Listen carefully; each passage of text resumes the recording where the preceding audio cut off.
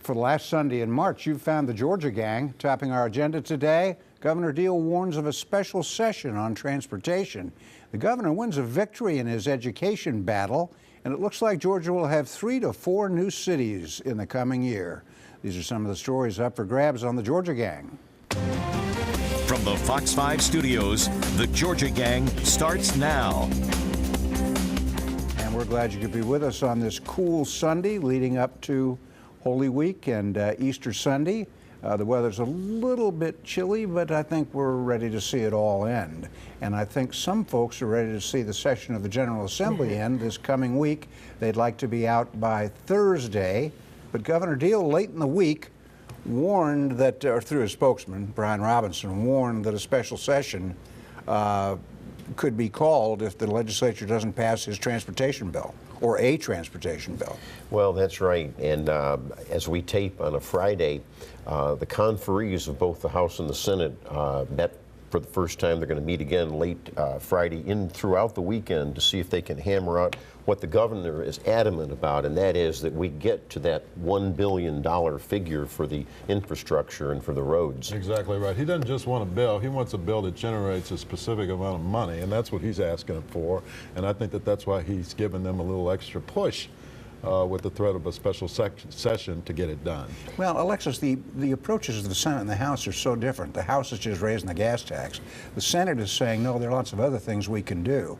So I think they can, if they slide more toward the House position, which is more of a traditional tax increase, I think they can get it done. Well, that's the sticking point, is that the Senate doesn't quite see it that way, and the hope is that they can come up with some kind of compromise where they can get, and even the Senate bill right now doesn't really get to that $1 billion mark, so there's a lot of work that needs to be done. Well, that's interesting about the weekend work. I wasn't aware of that. The governor, though, did win a major victory. We can't tell what they're saying in conference, so let's move on, but the governor did win a major victory, getting 121 votes in the House for his plan to take over failing school districts, or to turn it around in the Orwellian sense, the opportunity school districts. And it was a good victory for the governor. Now we'll see what he does with it, Jeff. Yeah, you're exactly, I'm sorry, I was about to take a sip of water there, but you're exactly right. He got some Democratic support. He wouldn't have gotten that bill without that Democratic support. But there, there's a lot of work that needs to be done there. And how we define... I came to you because one of the things I noticed about that bill, and he did get some Democratic support, and it came after Michael Thurman, the DeKalb school superintendent, visited with the Democrats down at the Capitol and said good things about that bill as a marker for the future. Exactly right. I wonder if that didn't give Democrats some cover. I think that, well, I don't know if it was cover necessarily, but he just cast the bill in a completely different light. But he also talked a lot about the importance of progress and growth and academic growth, and how we're going to identify these schools as opportunity schools or failing schools or whatever we're going to call them. It is difficult, as we all know, everything's relative, right, to take a snapshot in time and say this is a failing school or this is a school that needs to be on the list. What Michael Thurman has offered up, and I think rightfully so, is let's look at a trend line over a number of years. And actually this bill goes into effect in, what, 18 or something like that? Well, that's right. And so you would have that trend line, hopefully. But the question is, in 18, do you take a snapshot, or do you look at progression, academic progress over a period of time? That's what we need to do. You look at the price of gas at $2 and you say, oh, wow, that's really expensive, but it depends on where it's been. And it's the same thing with grading schools. Well, I'll tell you what, this question of failing schools, my hat's off to the governor for trying to fix it, but I'm not optimistic that any approach is going to work. Now, Alexis, are you upset that it was reported that the trip by Governor Deal and some legislators to New Orleans to look at their opportunity schools was paid for by a lobbying group? Or does that bother you? Well, the fact that it was a nonprofit lobbying group makes a little bit of a mitigation there, but I think in the interest of full disclosure, they should have done that early on and said this is how we're going to do it, and maybe even had the state pick up the tab. So because they are trying to... You want the taxpayers to pay for that trip? Well, yeah, because they're trying, because it's all about trying to improve public education for the citizens of Georgia. Absolutely. Yeah, Phil, I don't have a problem with that. Well, I don't have a problem with, it's been fully disclosed, I don't have a problem with educators going on trips sometimes for educational purposes when they're dealing with a bill. You know what I liked? I like the fact that the company in question, the nonprofit in question, is headed up by Michelle Rhee, the great reforming superintendent of the D.C. schools. She is one of the great voices in education reform, and so it made me feel better to know she was the one. I'm not as pessimistic as you are, though. I think that this is a great opportunity. I don't disagree. We do have to start grading schools on their progress. Michael Thurman, I think, made a good contribution there. I will say, I studied Richmond County schools, some of the best and some of the worst in the state.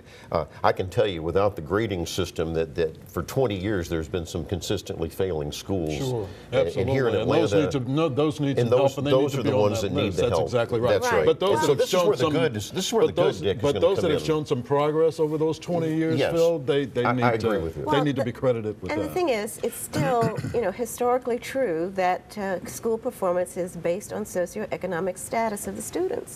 And so if this is an opportunity to help children who don't have the resources either at home or otherwise, I think this is a good thing. But I think it also needs to be coupled with some radical changes in how you teach. Now, there was a lot of emotion down at the state capitol this week as the medical marijuana bills got sorted out between the House and Senate, passed.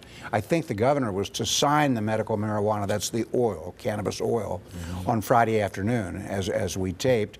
They also came around at the last minute to insuring people whose children for autism, a $30,000 cap, I think.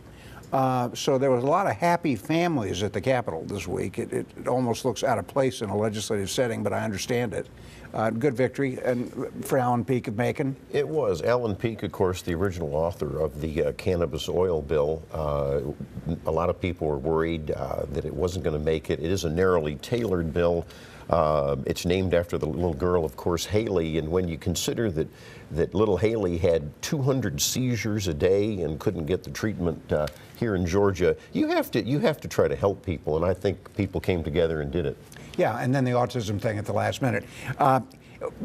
Before we turn to the other major one, we'll do that after the break. That's religious liberties or religious freedom. Ron Stevens has proposed 6 casinos statewide. Why 6? Why not 30? Anyway, he says it's not for this year, it's really for 2016. Is that going to fly if they can't even agree on horse racing? Well, you're talking again about local optional parimutuel wagering, which I think it's going to come. I think it's a foot in the door, whether it's 6 casinos or 60, and it's tied, you forgot to say, to the Hope Scholarship Program, which is highly popular. The money would have to be funneled in there. Yeah, it'd be a good bit of money. Scholarships and I pre-K. get that. Yeah, we're talking about $250 million a year for education in the state, which is badly needed right now. Right. And of course, we had those same concerns about whether or not we'd ever actually see it fly when we were talking about the Georgia lottery. Exactly. You remember those days? Oh, yes. Right. I think it's just a matter of time, too, because you can drive 2 hours in almost every direction and go to a casino. And so why let that money go out of the state? Yeah, a lot of that money is lost. That's exactly right. I think it has to be tightly regulated. There's been some states like New York State where there's been tremendous corruption, with gaming and racing. So you've got to make sure you put in the safeguards and the guardrails against corruption. All right, when we come back, we'll turn our attention to the Religious Liberty Bill. It's a bill that looked like it's been catfished. Stay with us.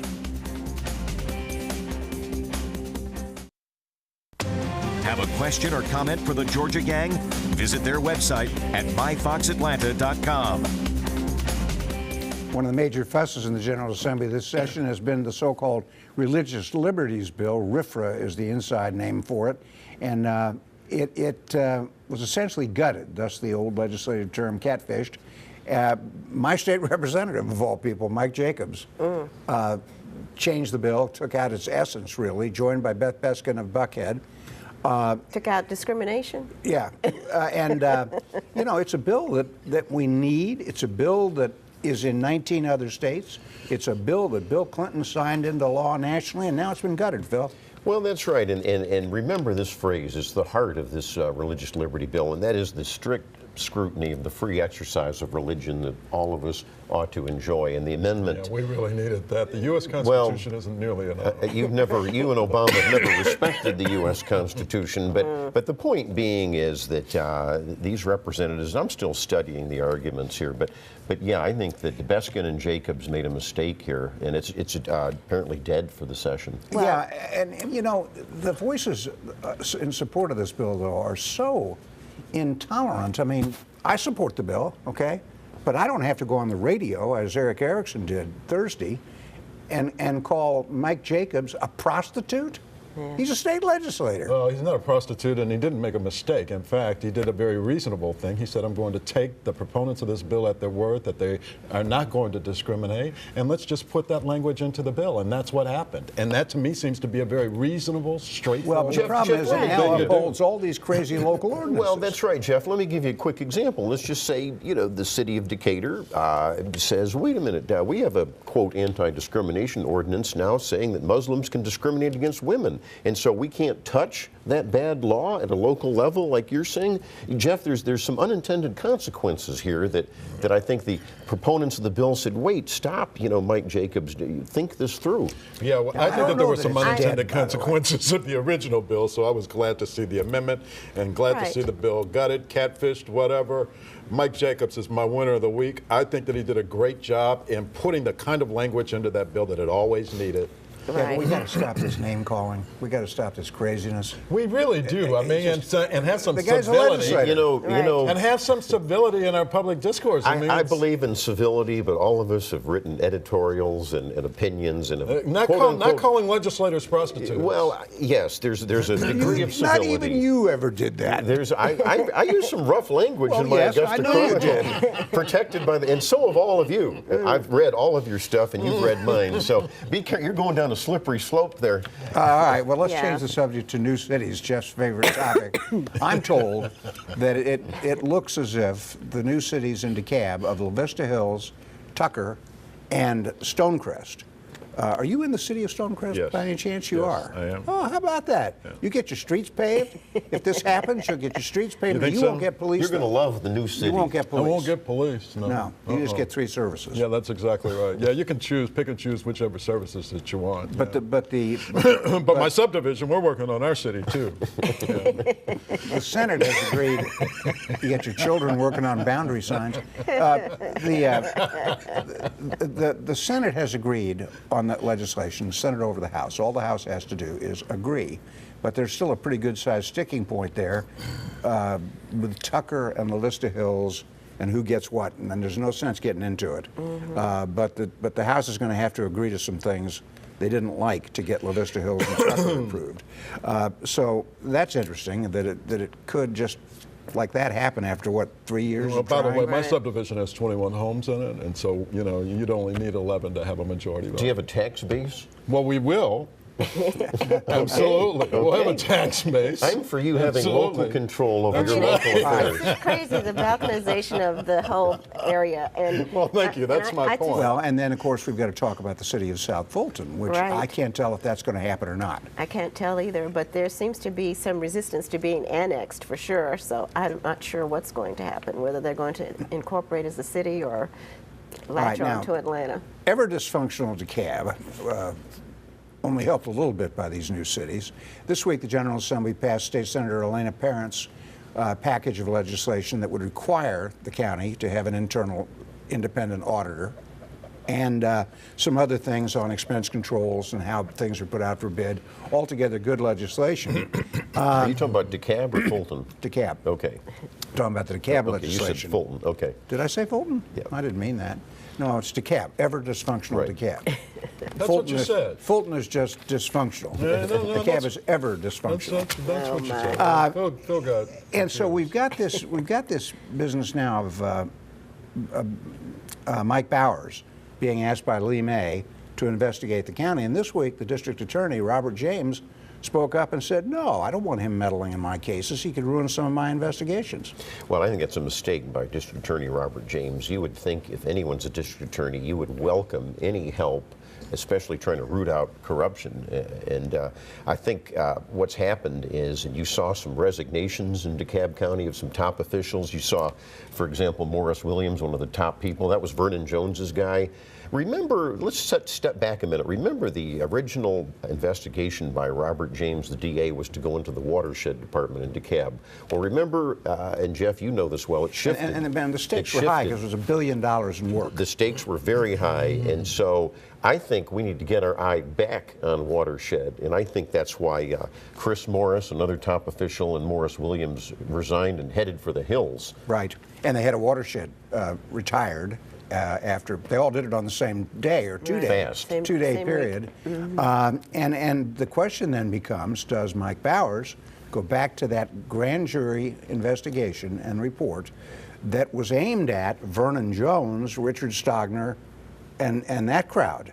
And we think what happened there is that Robert James He shifted the inquiry. To Burl Ellis. That's right. On the campaign contributions. Right. Leaving the others. So I don't know. James was pretty clear he doesn't want Bowers in there. This could be, I think it's a good thing Mike Bowers is there and his colleague Richard Hyde. I think they're going to root out more corruption, whether Robert James likes it or not. I'm going to tell you what, the only prosecutors who've really done anything over there are the federal prosecutors. The Fed, yeah. Who went after Elaine Boyer and her husband and her evangelist and put them all in jail. Wait, they missed the evangelist. And with the federal well, that's right, they missed the evangelist. Yeah. But I guess they gave him some immunity. But, with the feds in there, those are the ones we really need. We've got to get out. We should mention, though, while we're on DeKalb, that the Judicial Qualifications Commission now has come out and issued a scathing report on Judge C.J. Becker, Cynthia Becker, of the Superior Court in DeKalb for handling of the Crawford Lewis school corruption case.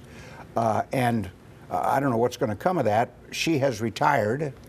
And she was one of the good guys, I thought. And that's unusual that they would go after a judge who's now gone. Usually they want them to go, and then they drop any investigation. Right. The only serious thing with Judge Becker is she's accused of making a false statement. I think I saw the transcript. I'm sure you read it too.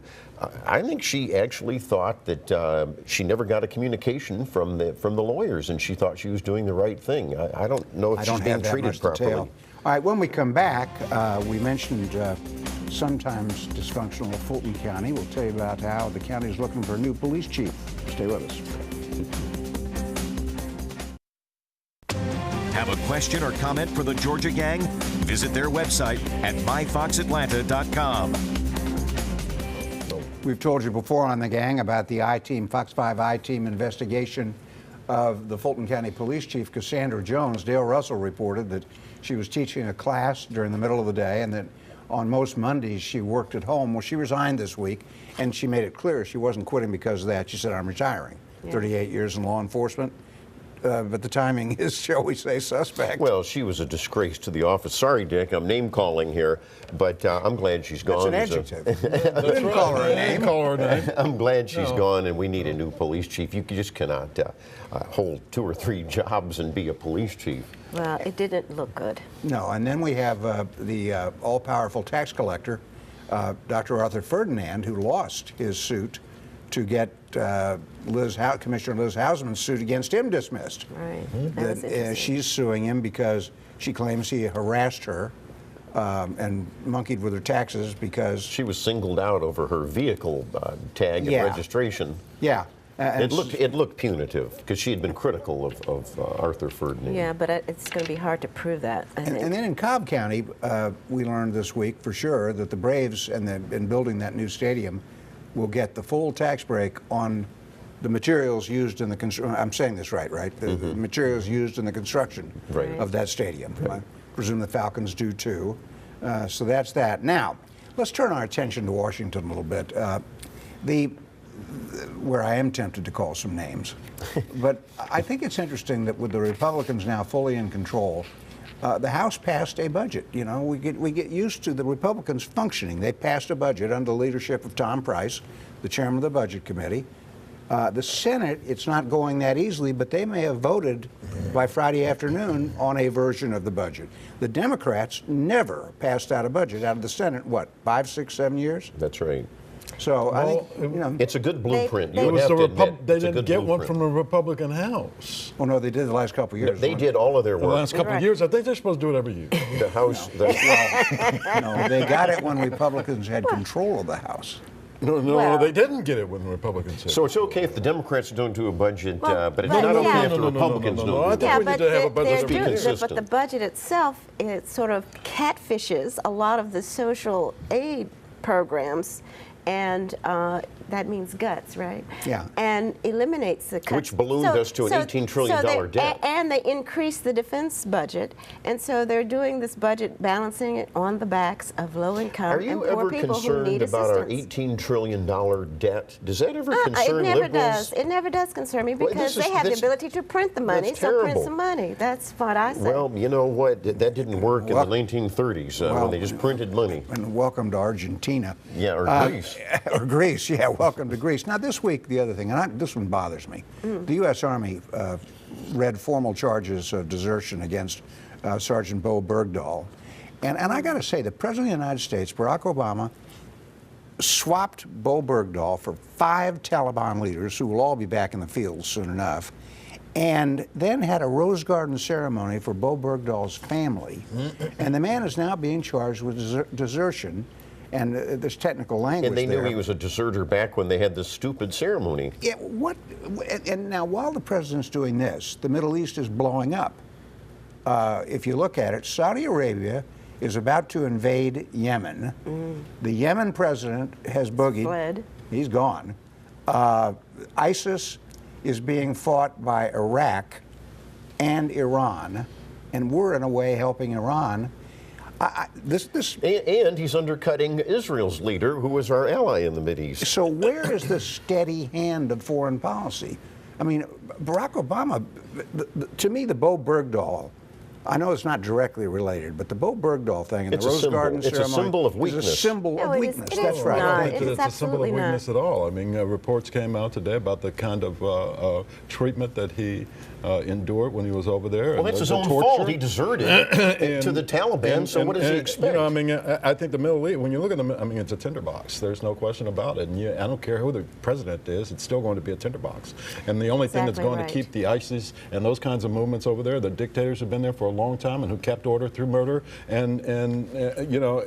and just keeping people in line. Where's Saddam keeping them Hussein when we apart. need him? Because with the absence of those kinds of dictators over there who knew the way things operated, you've got this huge void into which ISIS will naturally fit. You know, Well, the thing now is containment, no matter who the president of the United States is. This ISIS army is a barbaric threat, and I don't care who's president of the United you States. gotta- And there's a lot of Well, you have- Democrats and you that have are to very have You've got a concerned. Pulitzer disagreement from the Prize winner president out on there that. who's done a lot of work on this kind of, in the Middle East, and Middle East experts saying that there are these incredible parallels between ISIS and Nazis in Germany. The pageantry, gotta get out. the raids on museums. Well, you're more and- concerned than Barack Obama. That's Well, not we true. gotta get out. Go ahead, quickly. The problem is there is no path because of all You the conflicts in the Middle East. destabilize Iran. That's the big threat. You haven't mentioned So Iran. That the is the big big threat. destabilization happened with Iraq. well, he may when- have given away the stores Sunday afternoon. I mean, we're hearing that a deal is going to be made with Iran on Sunday afternoon, a verbal agreement. Just remember, it was just a few months ago that the president said that the symbol of his strategy in the fight against terrorism was Yemen. So much for that. When we come back, winners and losers.